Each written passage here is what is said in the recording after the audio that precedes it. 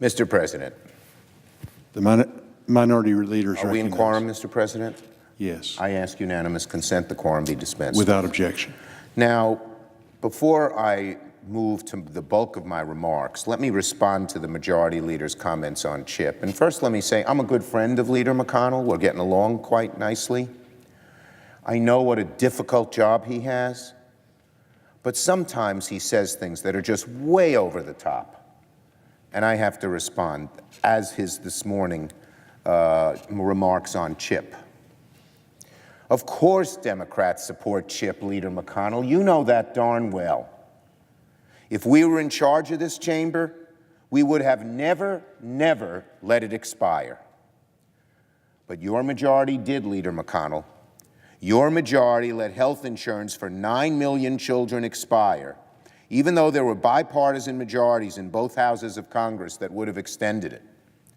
Now it's placed on the CR, and that's a bad idea for so many reasons that I'll get to shortly. And Republicans pretend that Democrats are against CHIP. It's outrageous. We're leaders of our parties, and we say certain things, but it seems the lack of straightforwardness, the lack of relying on any facts that is endemic at that end of Pennsylvania Avenue is seeping over to the majority leader's desk, and I regret that, because what he said this morning about CHIP was outrageous. Now, so to suggest that Democrats are standing in the way of CHIP is drawing Leader McConnell on a deep well of bad faith. Now, let's get to the issue at hand.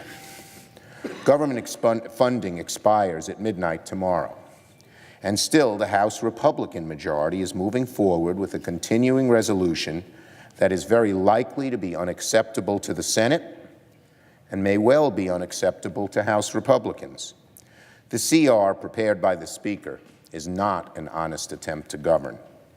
As typical of this Republican majority, it was done with zero negotiations with Democrats.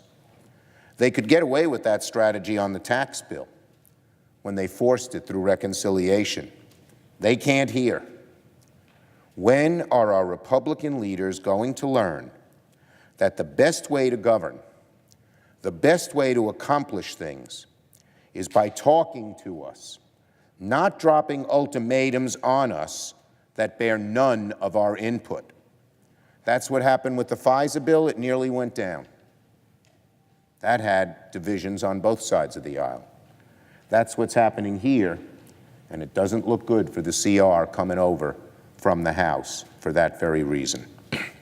Furthermore, the CR leaves out so many priorities that the American people want and demand. Opioids, veterans, pensions. It doesn't resolve the fate of the Dreamers.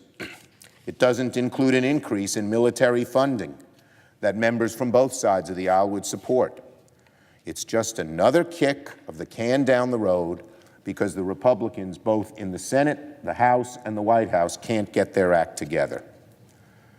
Even President Trump tweeted this morning that he opposed including CHIP on this bill.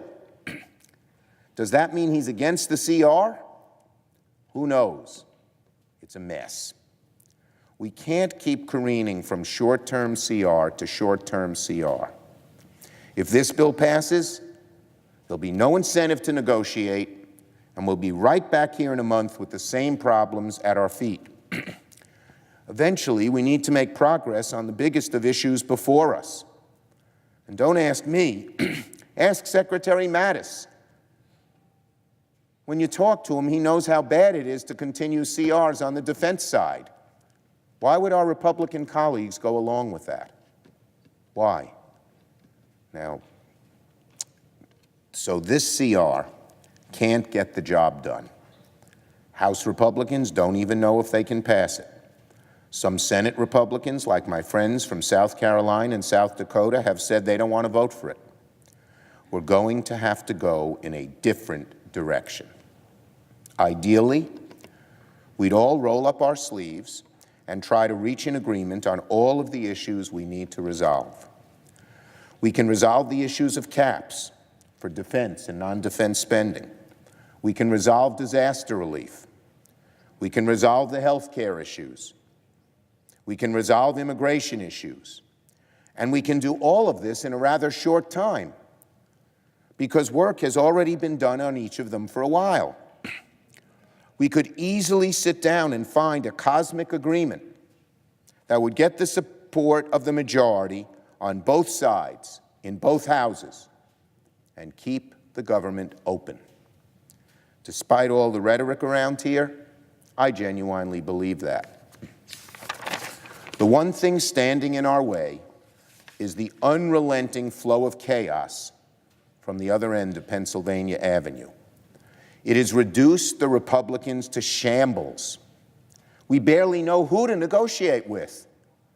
The president on national television tells Congress to bring him something and he'll sign it. The majority leader says he needs the president's imprimatur before we cut any deal. The president's like Abbott, Leader McConnell's like Costello. You do it. They point at each other and nothing gets done. Of course, the principal reason that Republicans are in such disarray is that the president and his team have been agents of chaos in these negotiations since day one. After all, President Trump was the one who said last year, we need a good shutdown to fix this. The president said we need a government shutdown. Mr. President, 95% of all Americans, I would guess, do not agree with you.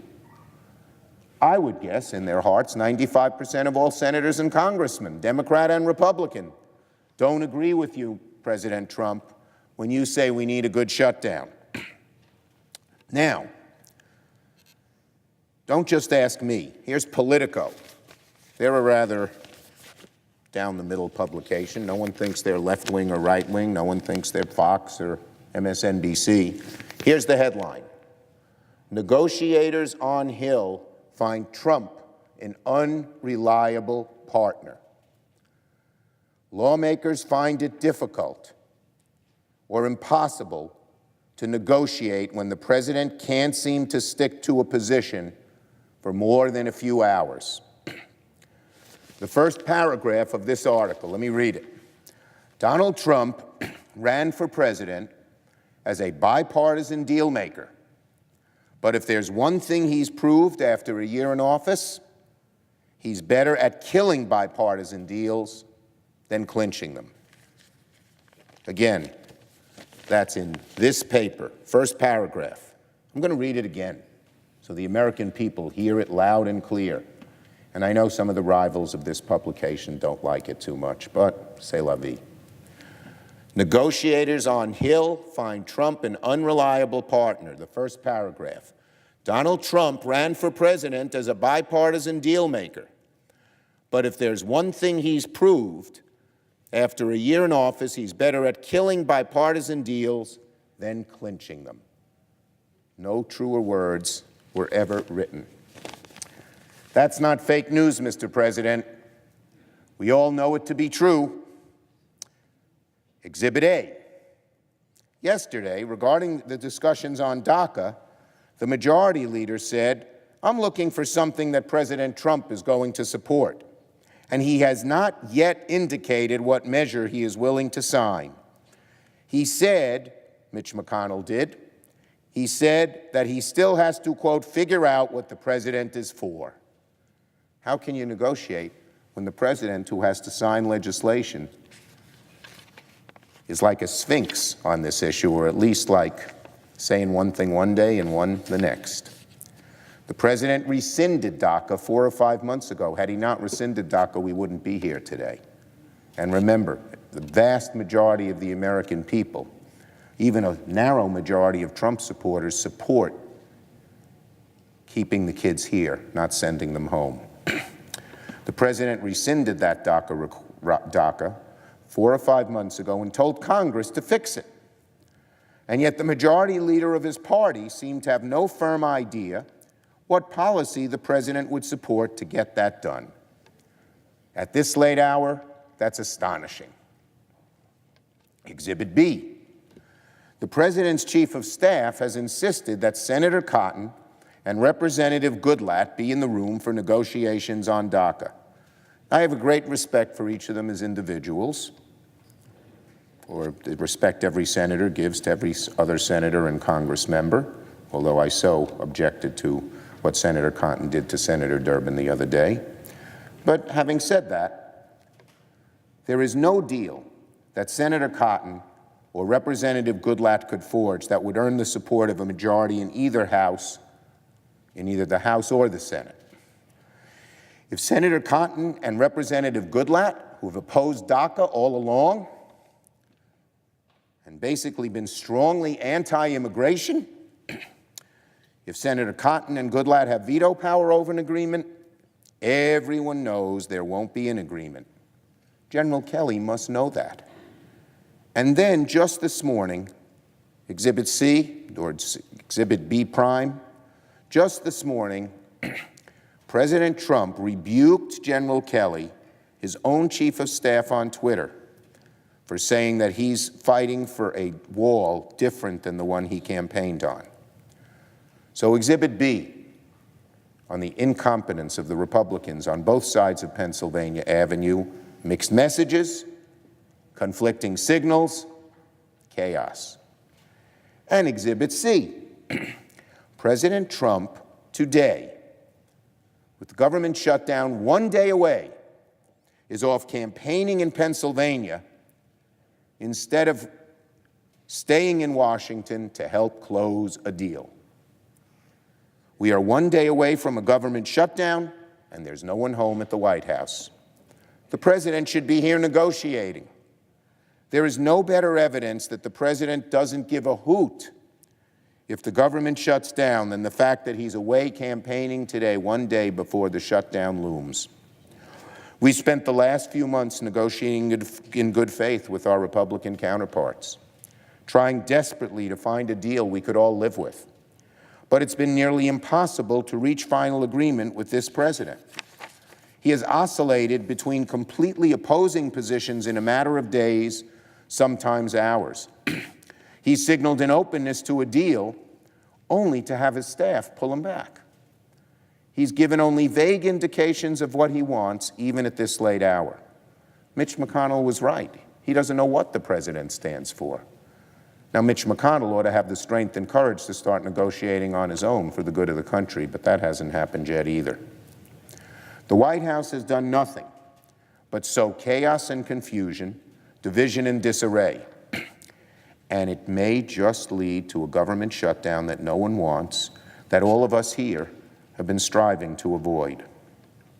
The fact remains, there's a bipartisan deal on the table, led by Senator Graham and Durbin. 7 Democrats and 7 Republicans are on the bill right now. I hope and suspect more will join.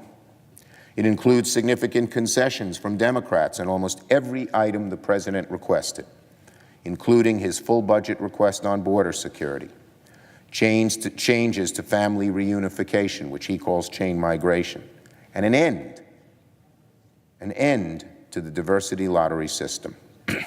There is no other alternative on the table. I repeat, there is no other alternative on the table.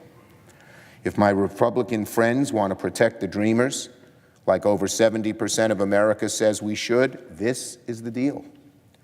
The White House is not going to help us. We know that. We have to do it ourselves. And once we do, we can solve all of our other problems on defense and domestic spending, on health care, including CHIP, community health centers, extenders, on disaster relief, and more.